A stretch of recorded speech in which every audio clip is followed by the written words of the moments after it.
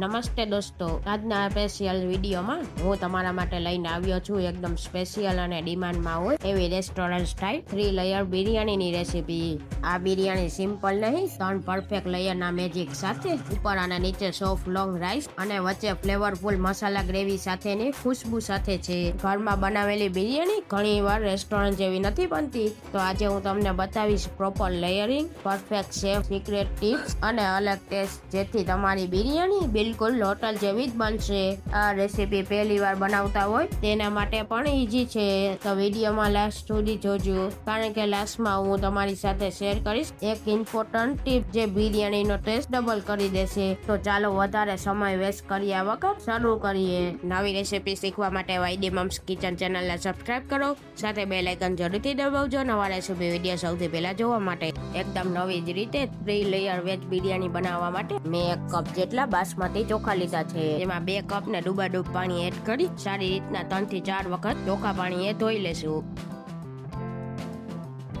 હવે ધોવાયેલા ચોખાનું પાણી કાઢી લઈએ અને તેમાં 2 કપ જેટલું ડૂબાડૂબ પાણી એડ કરી દેશું અને 15 થી 20 મિનિટ માટે પાણીમાં પલાળી દેશું. તો લગભગ 15 મિનિટમાં ચોખા સારી રીતના પલળી ગયા છે. હવે તેમાંથી પાણીના ભાગને કાઢી લેશું.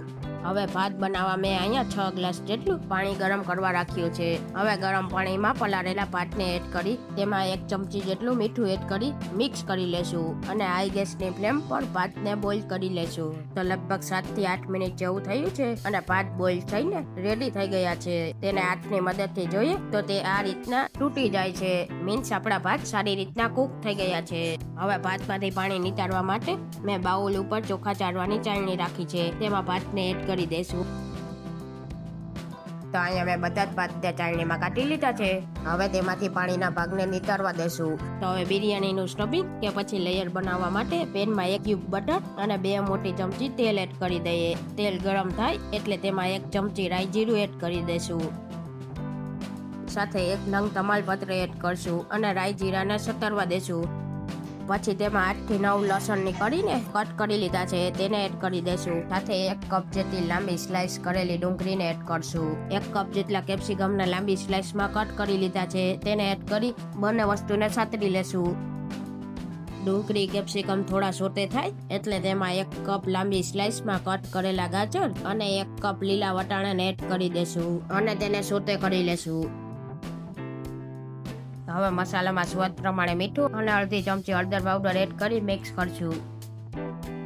તો અહીંયા બધી જ વસ્તુ સારી રીતના મિક્સ થઈ ગઈ છે. હવે તેને ઢાંકીને 2 મિનિટ માટે કૂક થવા દેશું, જેથી વેજીટેબલ સારી રીતના કૂક થઈ જાય. તો લગભગ 2 જ મિનિટમાં આપણા વેજીટેબલ કૂક થઈ ગયા છે. હવે આ સમયે 2 કપ જેટલી કટ કરેલી કોબીને એડ કરી દેશું. કોબીને હંમેશા ઉપરથી જ એડ કરજો, કોબીને કૂક થતા ખૂબ ઓછો સમય લાગે છે, એટલા માટે તેને ઉપરથી જ એડ કરવી. હવે તેને સારી રીતના મિક્સ કરી લેશું.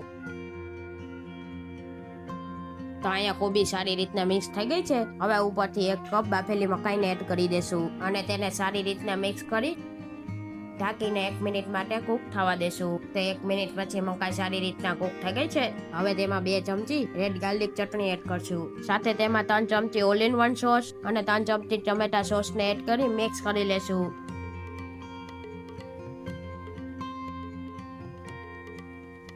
તો અહીંયા સોસીસ વેજીટેબલ સાથે સારી રીતના મિક્સ થઈને તો એકદમ ટેસ્ટી રેસ્ટોરન્ટ સ્ટાઇલ બિરયાનીનું એકદમ ટેસ્ટી લેયર તૈયાર થઈ ગયું છે. તો હવે બિરયાનીમાં એડ કરવા માટે મેં અહીંયા 3 થી 4 બટેટાને ફ્રેન્ચ ફ્રાઈઝ સાઈઝમાં કટ કરી લીધા છે. તેને ગરમ તેલમાં એડ કરી ગોલ્ડન બ્રાઉન અને ક્રિસ્પી થાય ત્યાં સુધી તળી લઈએ. તો અહીંયા ફ્રેન્ચ ફ્રાઈઝ ગોલ્ડન બ્રાઉન અને ક્રિસ્પી થઈ ગઈ છે. તો હવે તેલમાંથી કાઢી લઈએ. તો અહીંયા બધા જ બટેટાને તળી લીધા છે. તો હવે રેસ્ટોરન્ટ જેવી 3 લેયર બિરયાની બનાવવા માટે મેં અહીંયા બાઉલ લીધું છે. હવે તેમાં તૈયાર થયેલા રાઈસને થોડા એડ કરી સ્પ્રેડ કરી 1 લેયર તૈયાર કરી લઈએ. હવે તેમાં તૈયાર કરેલા સ્ટફિંગને એડ કરી સ્પ્રેડ કરી લઈએ અને ઉપરથી ફ્રેન્ચ ફ્રાઈ અને ડુંગળીના લીલા ભાગને સ્પ્રિંકલ કરીને આ રીતે બીજું લેયર પણ તૈયાર કરી લઈએ. હવે ફરી પાછા રાઈસને એડ કરી સ્પ્રેડ કરી લઈએ અને ફરી પાછું સ્ટફિંગને સ્પ્રેડ કરીને ફ્રેન્ચ ફ્રાઈ એડ કરી ડુંગળીના લીલા ભાગને એડ કરી ઉપરથી થોડા કોથમીરના પાનને સ્પ્રિંકલ કરી લઈએ અને ઉપરથી કાકડી, ગાજર અને ટમેટાથી ગાર્નિશ કરી લઈએ. તો અહીંયા આપણી 3 લેયર બિરયાની તૈયાર થઈ ગઈ છે. તો જેને 3 લેયર બિરયાની બનાવી એકદમ સહેલી તો એકદમ ટેસ્ટી રેસ્ટોરન્ટ 3 લેયર બિરયાની એકવાર જરૂરથી ટ્રાય કરજો, બધાને ખૂબ જ ભાવશે. તો ચમચાની મદદથી બિરયાનીને જોઈએ તો તમે જોઈ શકો છો આપણી બિરયાની એકદમ પરફેક્ટ લેયર સાથે તૈયાર થઈ ગઈ છે. શિયાળામાં ખાવાની મજા પડી જાય એવી ગરમા ગરમ 3 લેયર વેજ બિરયાની ઘરે જરૂરથી બનાવજો. જો તમને મારી આજની રેસીપી ગમી હોય તો મારા વિડીયોમાં એક લાઈક અને કમેન્ટ કરી મારા આ વિડીયોને ફ્રેન્ડ ફેમિલીમાં જરૂરથી શેર કરજો. સાથે મારી ચેનલને સબસ્ક્રાઇબ કરવાનું ના ભૂલશો.